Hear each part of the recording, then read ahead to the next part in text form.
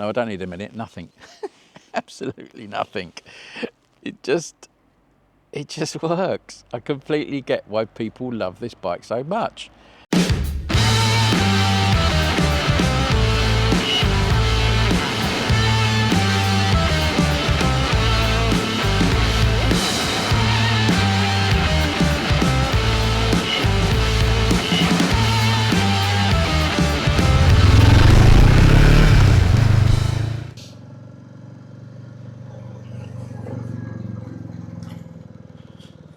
Right, hello everybody. Yes, it's that time to talk about the little Meteor and how it's been as my little French companion. And I think you can safely say it's been used quite well for many different things since I've been away. It's been a log carrier. It's been a nighttime companion because I had to drive almost through the night to get here. But it's been an absolute joy, to say the least, really. And I think it's just worthy of an episode, just to say what I think about this bike and how it's performed. So I thought what we would do, we shall head to Agognac, and because one of the best driving roads I've got in my area is there, and we'll talk about what the riding experience is like. But I thought we'd go and sit by the river and have a chat about it, and the little issue that I had as I got to Le Mans at the end of the first day, and what I had to do to rectify that. And we'll have a look at that. Right, let's get to Agognac and talk about the fabulous little pack horse that is the Royal Enfield Meteor 350. Let's get there, come on.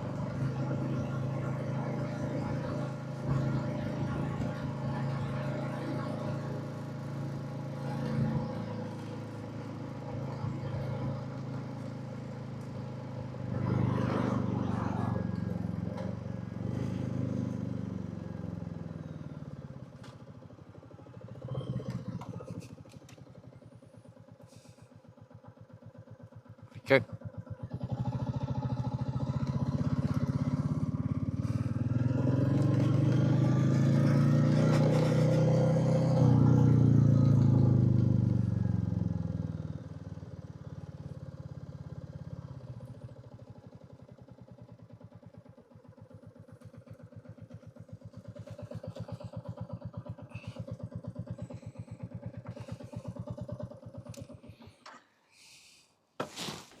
So here we are then, the Meteor 350, and we're at one of my favourite little spots in Agognac, right by the river.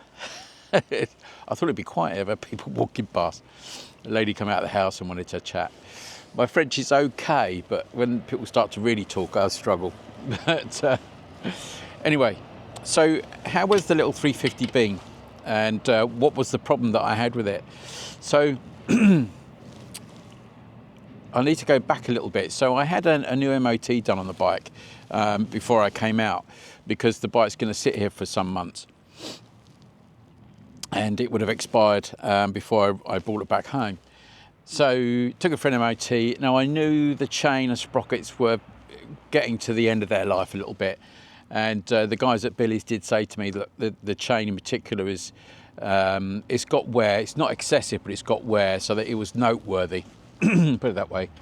So I thought, well, okay, I'll lube it up, make sure it's well lubricated. I did take Karen out, and we did a pillion ride, and you could sort of hear the change. You know what I mean? You sort of struggling a little bit, but with pillion on, without the pillion and stuff, it was okay. So I lubed it up, and I thought, right, if it's bad, then I'll get it changed when I get out to here, and I'd probably take it to Absolute Moto in Perigord and get them to do it.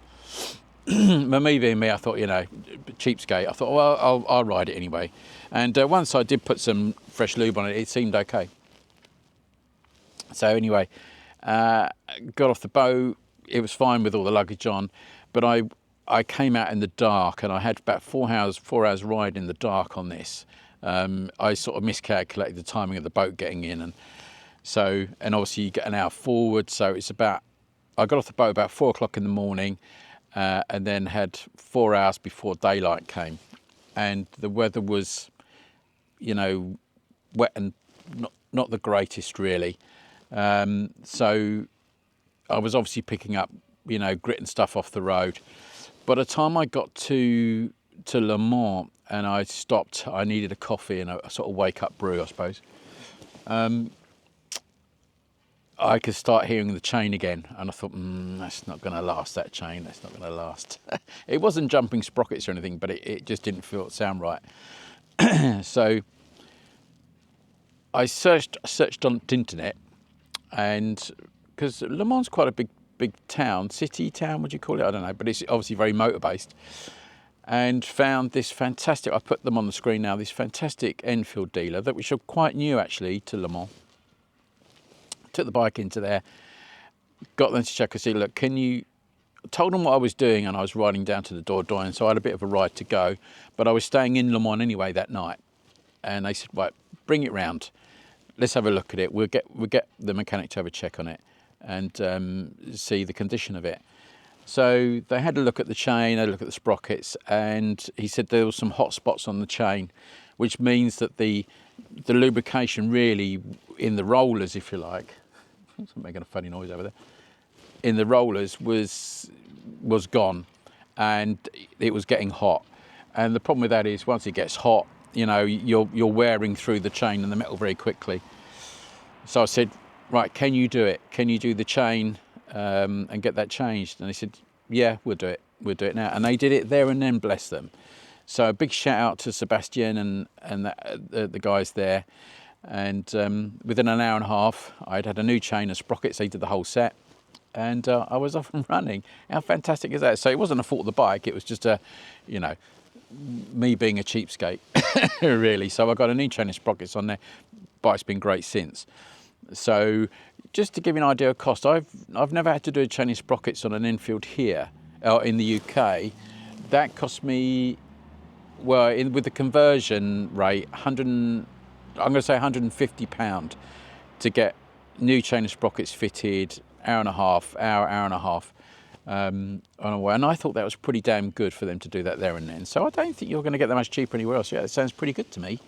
And they, you know, they're OEM parts. So, and luckily they had that on the shelf. So from that perspective, it's been great. As I said on the right here, you know, this bike has been used as a donkey for me. You know, I keep calling it the pack horse, don't I? You know, I show you the pictures of me lugging logs around with this thing, the microwave oven, and that sort of thing. The weather's cold. I mean, it's getting colder. We're going to be -4 tonight. So I'm riding on borrowed time, aren't I? And we're expecting snow tomorrow. So, you know, it's had temperature, it's had that long ride thrown at it. It was about nearly 400 miles down here, and you know what? It's just been an absolute pleasure to ride. Particularly the ride when I left Le Mans to come to Brantome. I was, apart from the last bit, which is about 60 miles on a sort of main road, which was quite mind-numbing actually. The roads before that were just little town, village, country road. It was phenomenal. And this bike, I had my music on. There's a car going to go past. I had my music on, and I was chugging at sort of 50 miles an hour, between 30 and 50 on those roads, and it was bloody fantastic. And I completely understand now why people love these little Meteors so much. It's such a different experience to riding the Classic and the Hunter. They are so separate as riding experiences. You know, I'm glad I had the comfort of the heated grips on here. You know, they're not an Enfield part, they're a Oxford. I've got the screen with a little flap at the top, you know, and at those speeds it's been marvellous, and the fuel economy has been epic. I'm certainly doing 80-85 to the gallon out of this. and when I've filled up, I've only had to fill up, you know, maybe 6 or 7 litres, not lots really, just little bits just to top up. The comfort's been very good. I know I've had my dog bed on. And I've been giving it an extra bit. My bum was quite numb on the last bit of the ride here, the last sort of 60 miles, I suppose, when I came to the house. But I was already quite uncomfortable at that point. You sort of get desperate for a wee, and you're sort of wriggling around. I think, oh God, because there's no services on that last bit of road. The A10 or N10, sorry, from where was that? From Angoulême, Poitiers to Angoulême it's really horrible. I'd forgotten how bad that road was. And of course, once I managed to get stopped and, sorted, everything was okay again. But, having the hand guards on just to give me that extra bit of wind protection. And I've been using my Saviour gloves the last couple of days, and they've been fantastic. And I'm going to talk about those. I'm going to do another one of my chats. I think I might get as my Wednesday Bike Club bits of kit I can't live without, and the Saviour gloves are coming into that, but just because they are good. But the things I've got with me, which I just think are such great bits of kit, so watch out for that episode. That's probably going to be a Wednesday one. So yeah, it's been blooming fantastic, and the heel toe gear change has been lovely as well. I've really enjoyed that. Because of the leg position on here, you're sort of mid, aren't you? I think just a toe change, it wouldn't work. You've got to have that heel, and I've got really used to that. And even though this is now done, well, it's going to be 20,000 miles, this bike, the gearbox is still slick. There's no harshness in anything. There's no harshness in the engine or anything. It just, pardon my French, bloody works. It works so well, and it just sits out there. I had to give it a really good clean. It's getting another one. It was so filthy dirty when I got here because I've been coming through those sort of horrible wet weather. I gave it, the jet wash here is really great. The Oki jet washes are brilliant. And it just cleaned up and just sits there quite merrily. And it sits outside. It's not indoors. I just put the cover over it. So it sits out in the cold weather. It never refuses to start. It just starts on the button and away it goes. Has there been any downside to this bike? Is there anything that's bugged me or annoyed me about this bike? Let me think about that for a minute. No, I don't need a minute. Nothing. Absolutely nothing. It just works. I completely get why people love this bike so much. I really do. It just does exactly what it's supposed to. It's a good, reliable, comfortable, enjoyable bike to ride. That's all you can say about it, really. It just works, doesn't it? It just really works.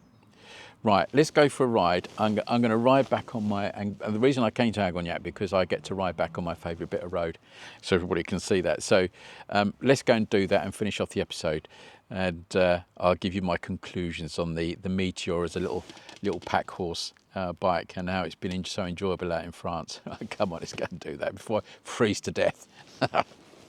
So, does this bike, because of its sort of practicality and its everyday usability, I suppose, does it sacrifice its sort of riding fun because of that?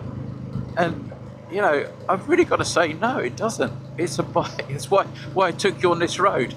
As you look at this road winding it down, I still feel happy being on this bike as I do on any of my bikes. You might think, well, would it be lovely to be on a Panigale or something? I don't know, just something else here. But no, you can have so much fun on a little bike like this because you can use all of the power. Do you know what I mean? You can use everything, and that's the joy of it. And it's so light and nimble that it just works. I know I'm coming up to a really tight bend that tightens as you go around it here, but I know that if I throttle off on this bike, it's going to go around and it's not going to catch me out. Fantastic, you can lean into it, just enjoy it, which is perfect, isn't it, really? Which is all you want in a bike. I want to enjoy all the engine and I want to enjoy all of its handling. You know, there's no point having a bike which you can only enjoy a certain amount of. You know, you've paid a lot of money for your bike. I want to be able to enjoy all of it, not just a little bit of it, you know, and not be able to use its full potential. And that's the joy of these little engine bikes, isn't it? And the Meteor is just no exception to that. It really isn't. It's a bike where you can enjoy the ride. And I've said this before about the Meteor. It takes the hard work out of riding. You know, so all you've got to do is actually enjoy the ride at that point. And, you know, not all bikes can do that. You know, you have to work at it to enjoy it. Unless you don't. You know, it just allows you to enjoy, you know, enjoy the scenery, enjoy what's going on around you, enjoy the roads. The suspension's not harsh. You know that, and I think that's why it attracts so many people. And it sort of becomes a little bit of the forgotten Enfield, I think, in that respect. It gets overshadowed by its, you know, by the classic 350, you know, because of its looks and all the rest of it. And, you know, dog running along there. And the Hunter, you know, is a bit more of an urgent little bike, isn't it? And that from experience, and I've ridden all of them, and we own all of them. But as a companion for this kind of stuff, it has no equal, I don't think, for that. It just works. So what are my final conclusions on the little Meteor as a touring bike for this sort of touring, you know, through France and stuff? Well, it's superb. You won't be disappointed. If you don't want anything that's going to frighten the socks off you, you know, it's going to have too much power, that's just going to do what you need it to do. It's easy to maneuver around, easy to do a little bit of rudimentary maintenance on, and just be a good all-round companion. And particularly if you're going to be pillion up, or as a load lugger, you know, with the rear, especially when you put that rear seat on, the little seat back. Wow, that makes a big difference. You know, it's so easy to put stuff on, and I've been lugging some heavy stuff. I really have. Certainly, you know, up to pillion weight, and it's not a complaint at all. It's the Enfield Meteor. People that own them know. People that own these bikes know how good they are. It really is a little gem out there. So, and they're good prices. You know, you can pick these up for good prices, and yeah, you won't be disappointed. Right, I'll leave it there. I've sung the praises of this little bike more than enough. So I'll get back to it. I'm going to go and lug some more logs because it's going to be -4 tonight. So I need to make sure I've got enough heating before I freeze to death in the house. Right, take care everybody. Please ride safe, and I'm going to enjoy the rest of the little Agognac to Brantome road because it's such a cool little ride. Right, see you soon. Take care everybody. Look after yourselves.